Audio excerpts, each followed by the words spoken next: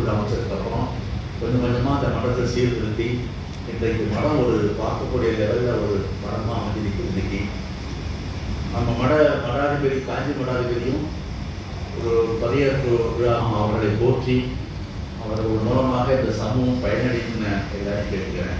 2 மடங்களையும் மற்ற சமூகம் மாதிரி நம்முடைய வீட்டுக்கள் விழாக்கள் கல்யாண பத்திரிகை எந்த பத்திரிகை போட்டாலும் நம்ம 2 சுவாமிகள் அருளாசியுடன் இந்த விழா நடைபெறும் அப்படிங்கிற ஒரு வார்த்தை எல்லாரும் போட்டுங்க.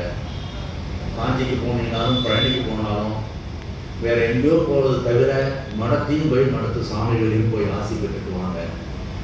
இப்படிலாம் நம்ம சாமியை முன்னிலைப்படுத்தினாதான் நம்முடைய மடத்தை பற்றி வெளியில் தெரியும்.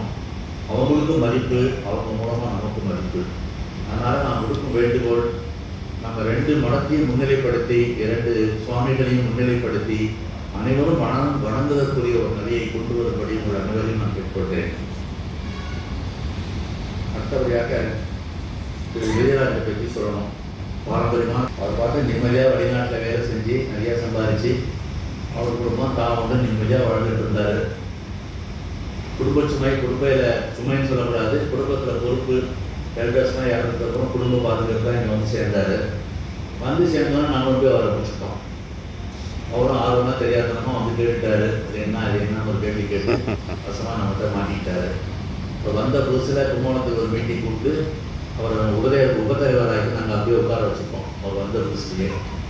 ஆனால் நான் வந்து விளையாட்டு சொன்னாலும் அவருக்கு வந்து அவர் அறியாமலே நம்முடைய சமூகத்தின் மீது மடத்தின் மீது ஒரு அதீத ஆர்வம் வந்துடுச்சு. அவருக்கு மடத்துக்கு நமக்கு நல்லது செய்யணும்னு நிறையா உழைச்சி வேலை செய்கிறார். ஆனால் வெளியில் சொல்லும் போதெல்லாம் எனக்கு நிறைய வேலை இருக்குது, 10% தான் என்னால் வேலை செய்ய முடியும் அப்படின்னு வார்த்தை சொல்லிக்கிறார். ஆனால் அது 50% வேலை செய்கிறார். சொல்கிறது 10%, 50% வேலை செய்கிறாரு.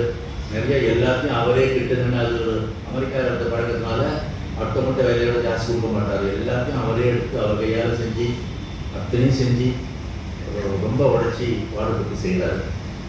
இப்போ நம்ம பட்டமேற்பு விழா நடந்ததே பார்த்தீங்கன்னா எந்த விதமான குறையும் இல்லாமல் ரொம்ப அருமையானவர் நடந்தது.